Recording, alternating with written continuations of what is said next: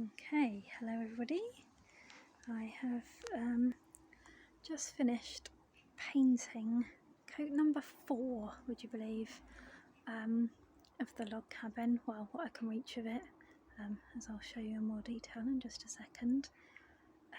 So yes, we've done black window frames and trims and then brown for the rest of it, and it's taken, as I just said, 4 coats.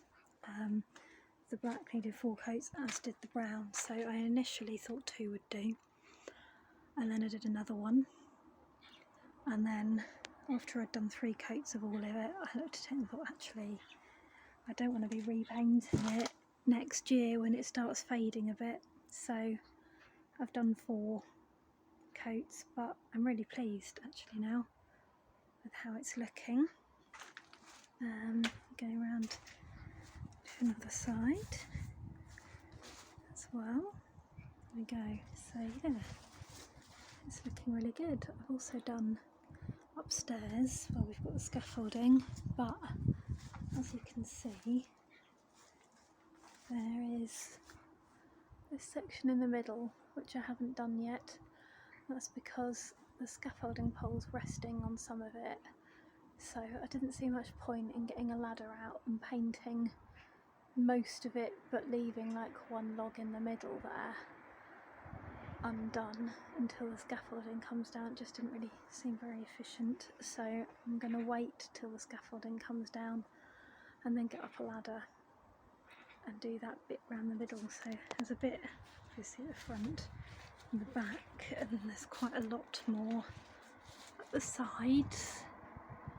I think there's 9 or 10 logs up there, and then the underside of the roof as well. I'll go upstairs and show you that, and why I haven't done that yet. Yeah, but well, you can see the difference compared to the unpainted. I think it looks really beautiful. I'll go upstairs, show you that bit. Okay, so here we are upstairs. This is the roof overhang. As you can see, I've done 1 coat there underneath, but it was just so difficult. I was lying on my back with my paint pot by my side and I couldn't see where I was dipping the brush, and trying to paint kind of upside down on that bit, and there just isn't very much space to lie down under there, so I did 1 coat and I just felt a bit sick, to be honest, afterwards, having worked on my way along there. And now the roofing felt's on, it's well, I don't really want to go back under there and do the same thing again, because I'll just be scratching myself on the felt overhang, so I'm also going to do that from a ladder, or get Tom to do it. It's another idea.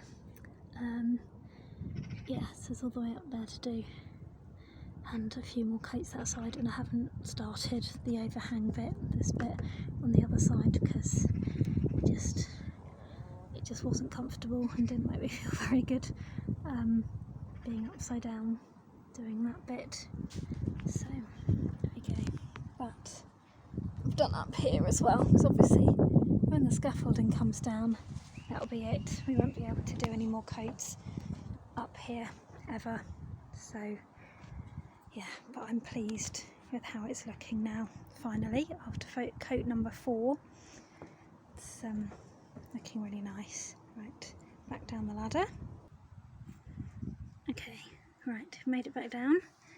Just thought I'd show what paint we've been using. So the brown is this one. 1 coat. Don't believe them. Didn't look very good at all after 1 coat, but then, so the log cabin obviously is smooth, and this is fence paint, and it does say on it, rough sawn sheds and fences. There, rough sawn sheds and fences, so that's for obviously a fence which is rougher to touch. touch than this, which is really nice and smooth. And it does actually, you didn't see this before we bought it, but it does have a warning there about using it on smooth planed wood, which is what we did.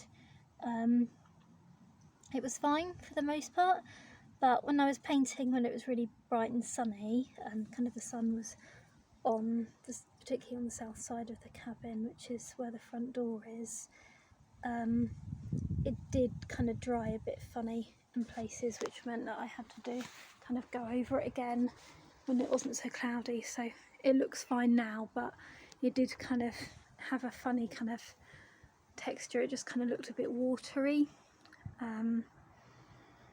yeah, at one point. So I've done it over again on a cloudy day so that it would dry properly, and it looks fine now. But so I'd say, although it gives that warning, it is okay as long as it's not bright sunshine. I don't know, maybe it's just when the paint gets warm or the logs are warm, it just doesn't adhere particularly well and doesn't dry.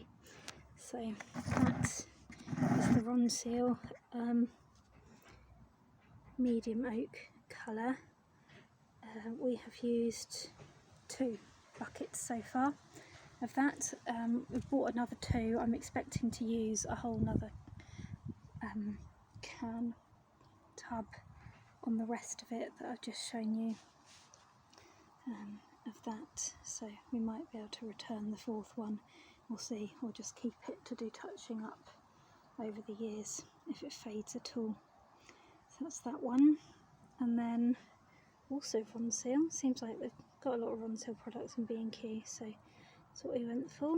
This is, we actually got the right thing this time for this one, after the issues with the drying with the brown one, that it says it's for rough sawn and smooth wood for this. So this is Tudor black oak, which we got for the door and window trims, and again it was 4 coats of this. I haven't used that much of it because obviously it's just the window and door trims, but yeah, so we just got the 1 tin and keep that for touching up, because as it's black I expect it will be more obvious when it fades a little bit and we'd have to touch up here and there. So that's what we've used to paint the exterior of the cabin.